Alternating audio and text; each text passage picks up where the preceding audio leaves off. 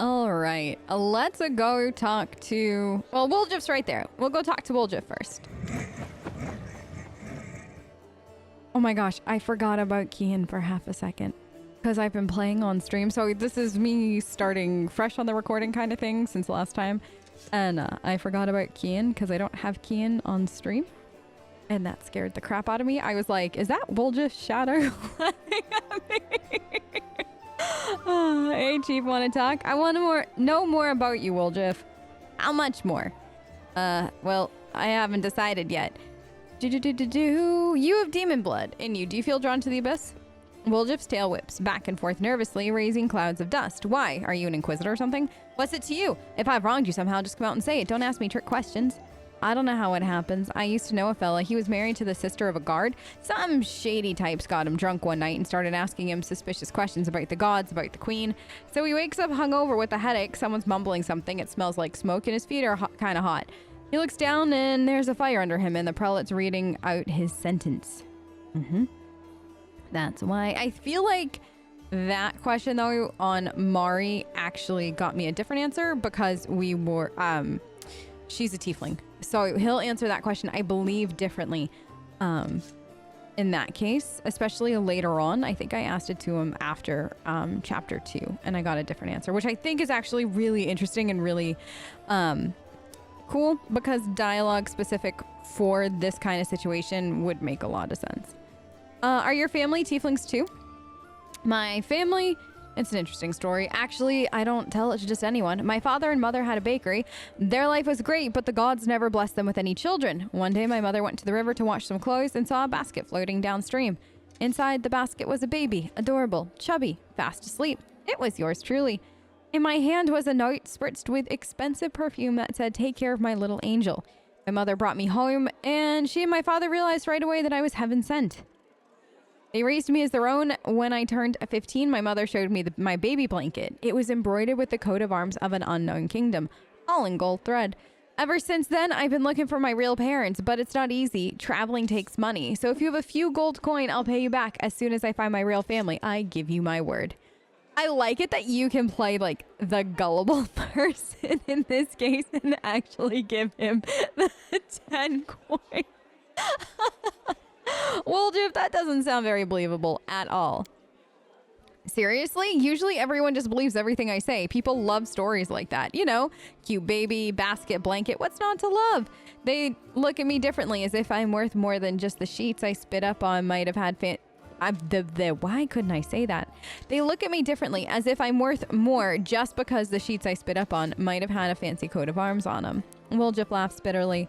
If I was really a prince, I wouldn't be sitting around here, I can tell you that much. I'd have already gone to take what was rightfully mine. And then I'd come back with an army, so I could watch the guards and merchants who pushed me around all my life bow and scrape before me.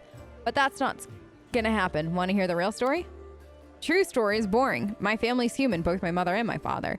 They used to live in a village nearby, I forget the name. When my ma had me, my old man got so mad he almost killed her. Pinned her to the wall, started asking questions like why his son had horns and a tail. My ma told him that her mother, my grandmother, used to fool around with a demon. When he heard this, Daddy Dearest got drunk, trashed the house, and then took off.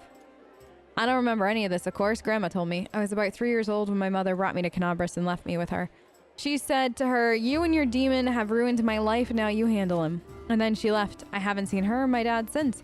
She did leave a blanket though. That part was true, but my grandma burned it because it was infested with lice. It wasn't even good enough to use as a rag. You think after all that, my grandmother saw the light and felt rightly ashamed and kissed my horns? I wish. Wuljif grins nastily, his yellow eyes flashing. People used to give her trouble for fooling around with a demon. She wasn't welcome anywhere, so she got angry. Normal kids get bedtime stories, see, but the only tales I got told were the ones about how my dad was worthless, and my ma was a slut, and the demon spawn that no one cared about. She only kept me so I could help around the house and steal things she needed. So that's the truth. Wuljif's story is heartbreaking, but I think it's really well written. In the sense that, like, depending on, I think, some of your choices definitely kind of change how Wuljif sees things as time goes on. So I, for one, am very curious to see how, like, it's going to move with Abby. But I really like Wuljif as a character. There are some things that I question him on, and if you haven't played the game, you'll kind of see how that goes once we get into chapter 2.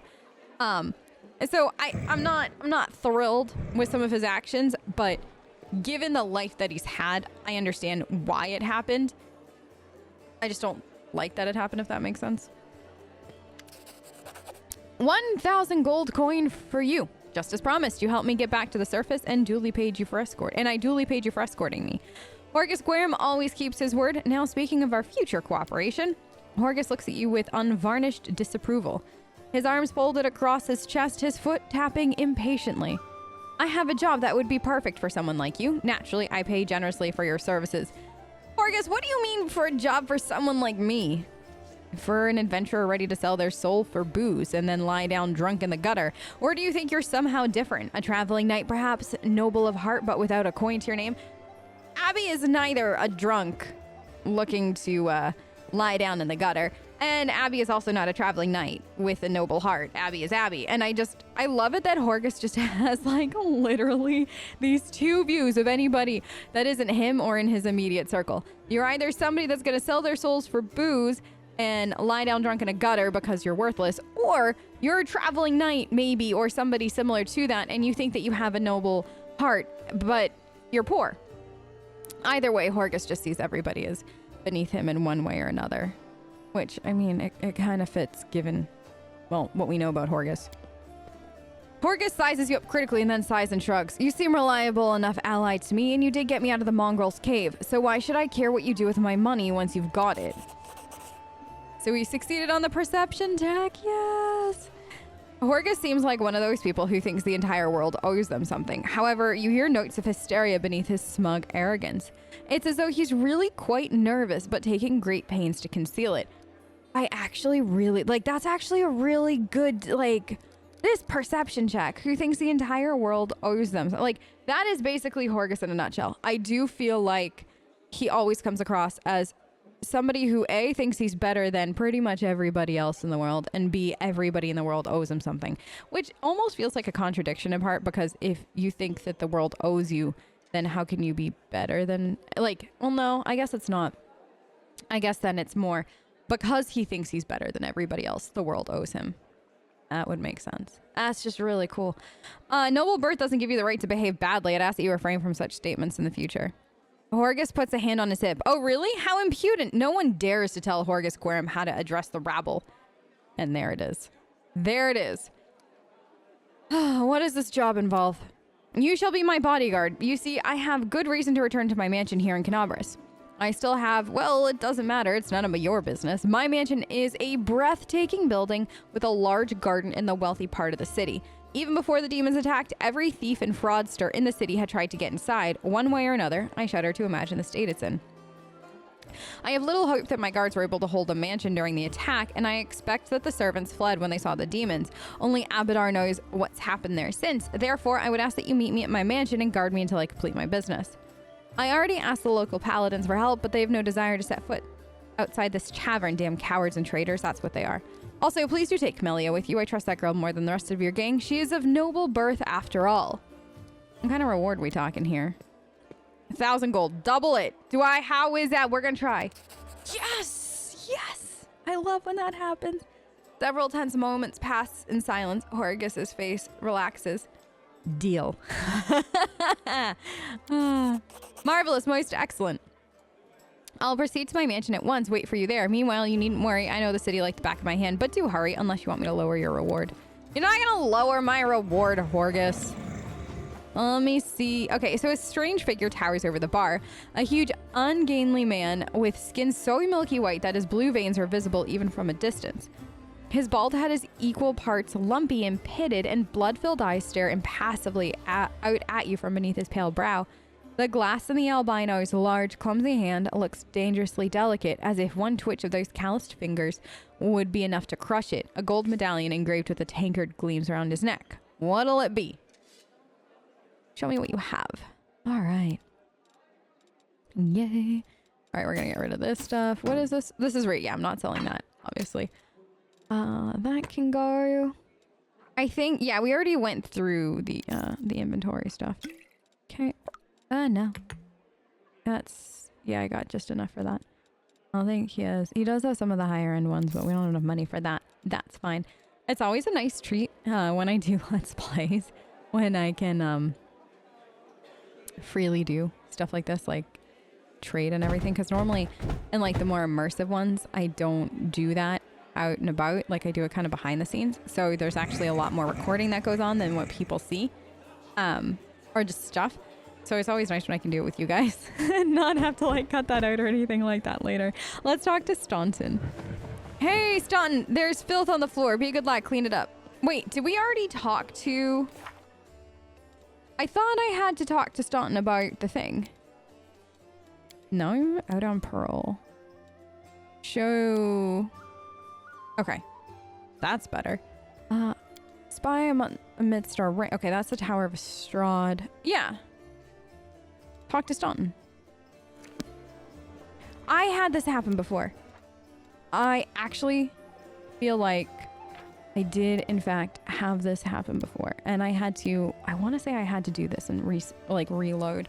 Maybe I had to leave and come back. I do know I've run into this. I might be, I don't know. I don't think I had my game modded the last time that happened. No. Okay. So I do think I have to like vacate the area and then come back kind of thing.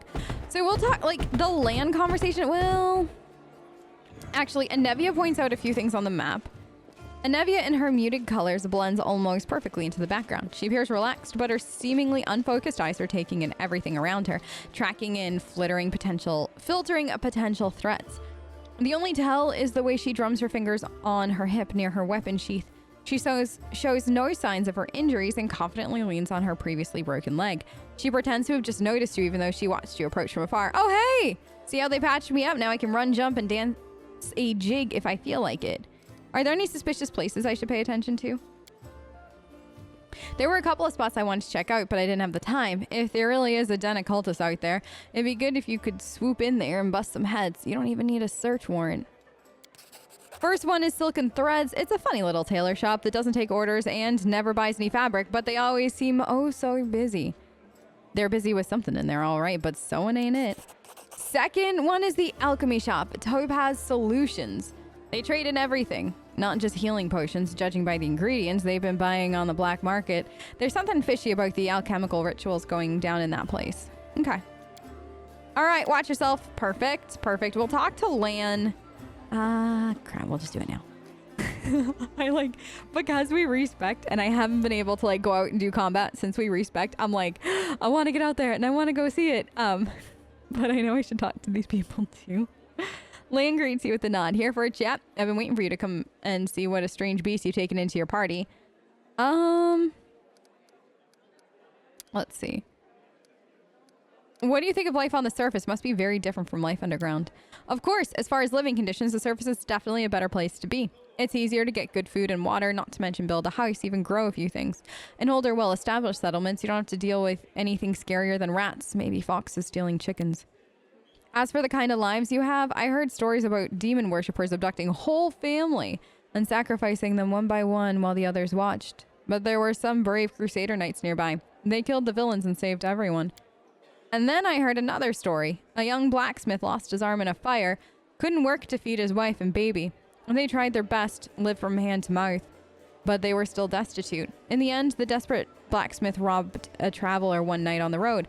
But there were some brave crusader knights nearby, and they caught the robber, threw him in prison. Not long after, his wife smothered their baby and hanged herself. Up here, the same person can proudly say he's protecting the innocent from demons and then look the other way while the same innocent starves just because they were born into a poor family. Queen Galfrey prolongs her life with sun orchid elixirs that cost enough to feed an entire city. Back in our caves, everyone is equally poor, and if one person starves, the whole tribe starves. We don't abandon our own in times of trouble. That's the power of a tribe. The laws of the surface are made so that some get everything and others get nothing. I might just be a naive fool from the caves, but I don't understand how it's possible to have so much more and share so much less. This is, I think that one of the most interesting things about this game is how Lann does actually, and I'm guessing, I've never played with Wendiwog, so I'm guessing it's the same with her, but it's going to be from a different perspective given who she is and what she stands for. But Lann, being Lann, has such an interesting outlook on a lot of this that when you kind of get him in a conversation with somebody else who's never seen things from Lann's perspective, who's never known what it's like to literally like bottom of the barrel scrape, especially like when he and Darren get talking, I find those conversations to be really interesting.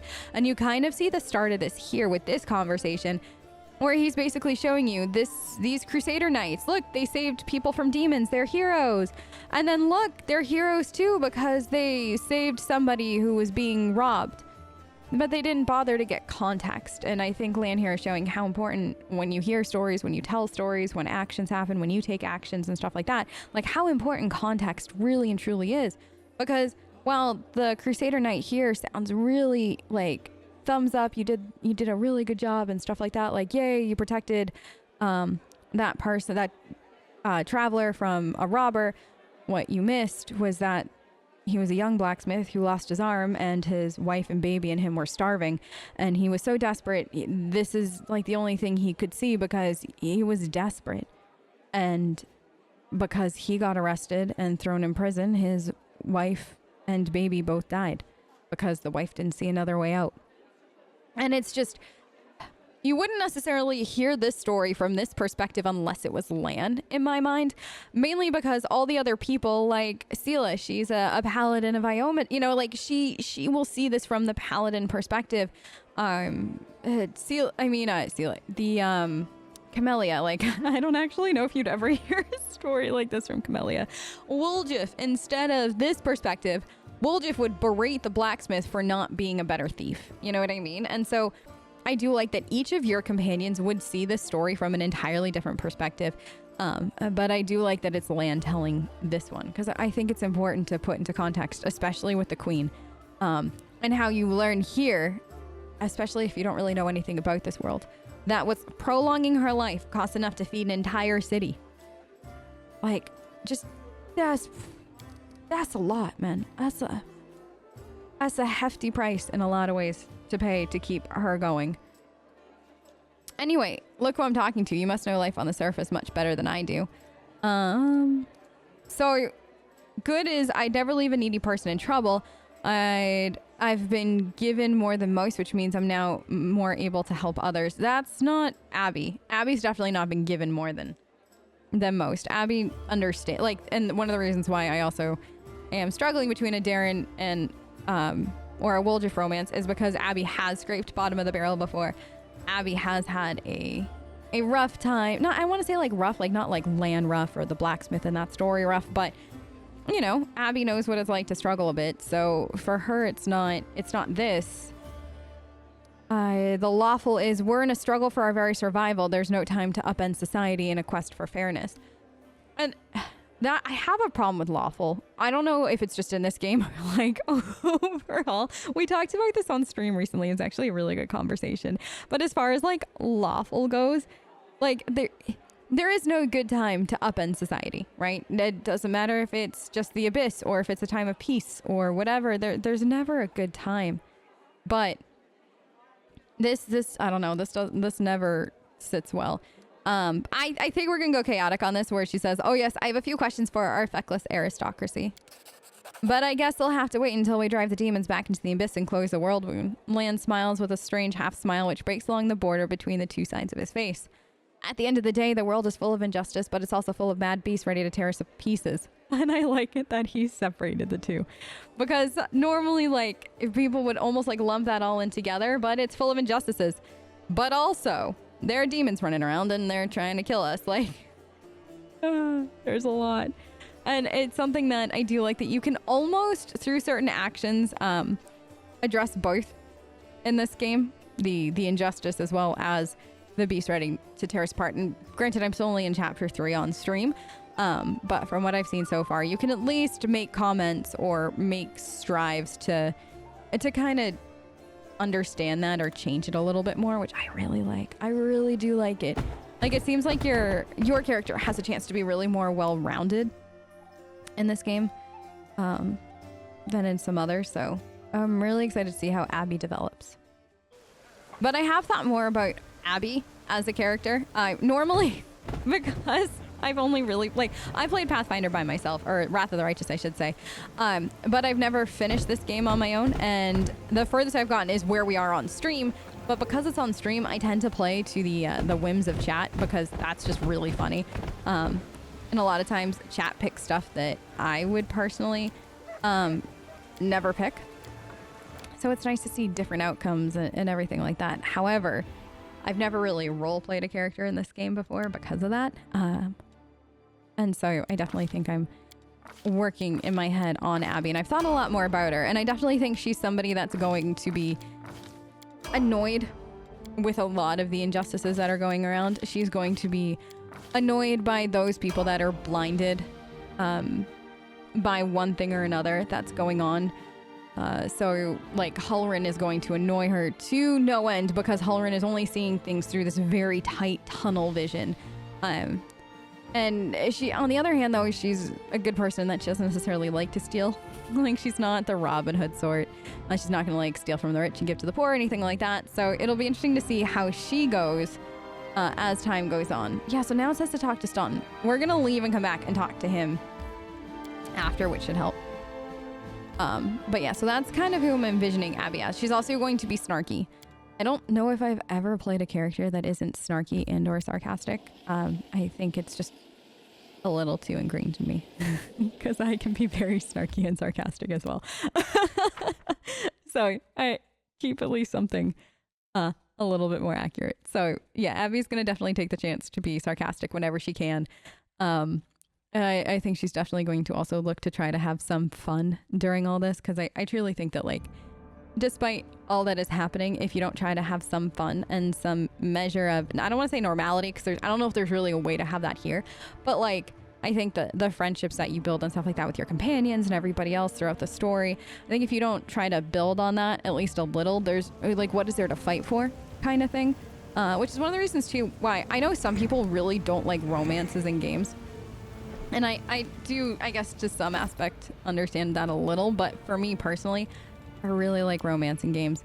Mainly because it allows... Whoops. Oh, I think I want to check. Meditate on your mistakes. Okay. Yeah, I want... Feel better. Thank you. Here.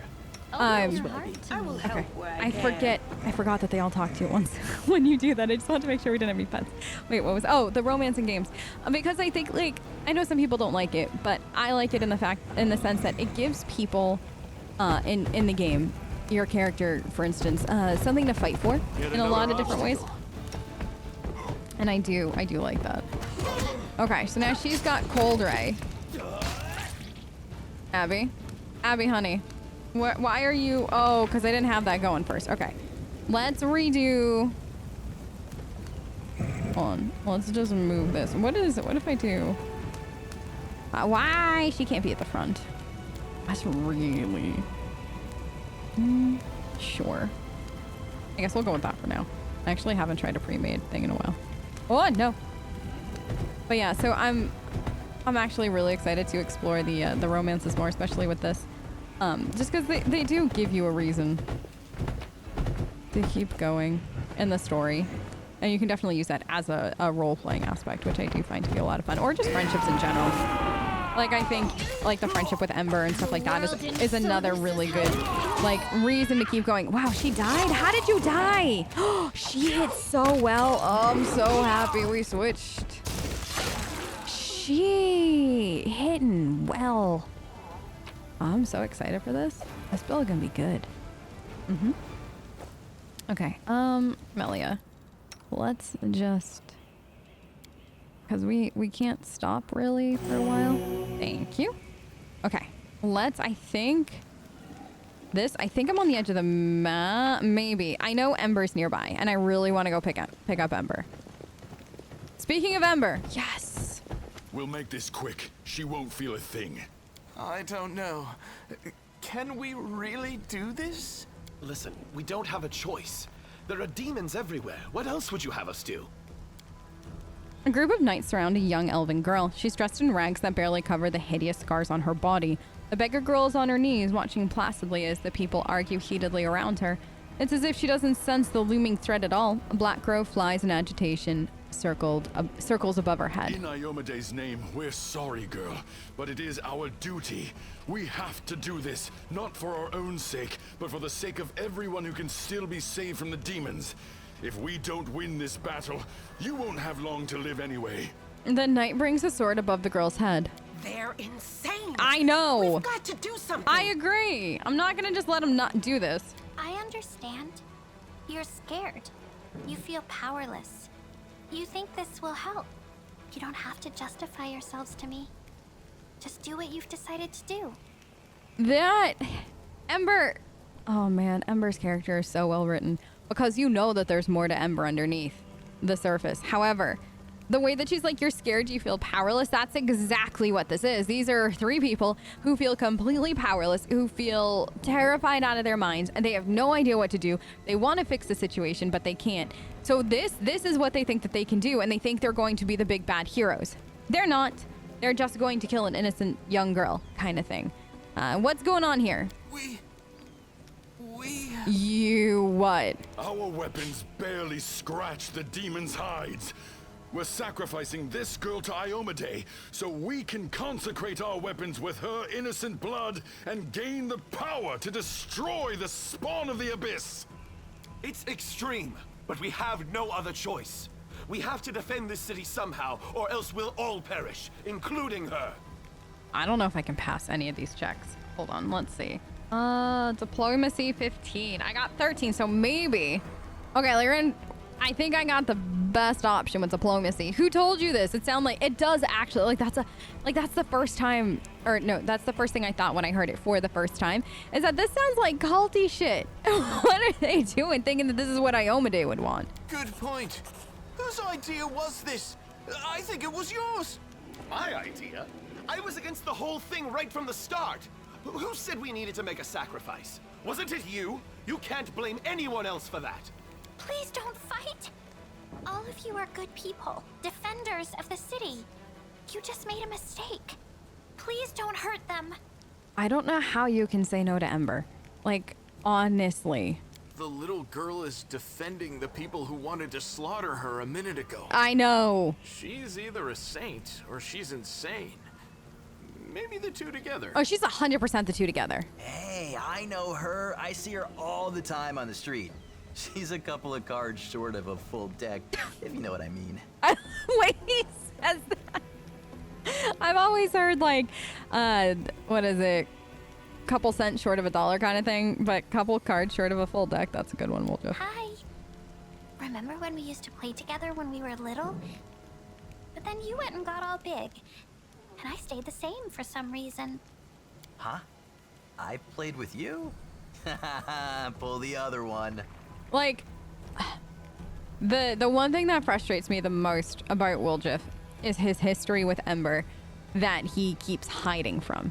Like, as we see this go, and that's like, honestly, one of the main reasons I don't know if I can romance him, even though the romance mod seems really well done, mainly because of that. Like, I am 100% Team Ember, and anybody that doesn't treat Ember like the sweet bean that she is, I have a hard time with. You did. We played tag and hide and seek. Then you and the bigger boys came up with the game where you all threw stones at me. You laughed so hard. It made me happy too. But then you grew up and went away to do grown-up things. Want to play with me now? For the love of... Canabras is too damn small. He turns away, covering his reddened face with his hands. Uh-huh. Mm-hmm. Go to the... All right, so because... I'm gonna listen to Ember on this one, and I don't like the lawful. Go to Defender's Heart Tavern, where the survivors are gathering, and don't think of doing anything so disgusting ever again. Thank you. Uh-huh. They're gone. And they all lived. I was sure that someone would die today. So many people have died here already. But we are still alive for some reason. Strange, isn't it? Yeah, a little bit. You shouldn't listen to me. I don't know what I'm talking about.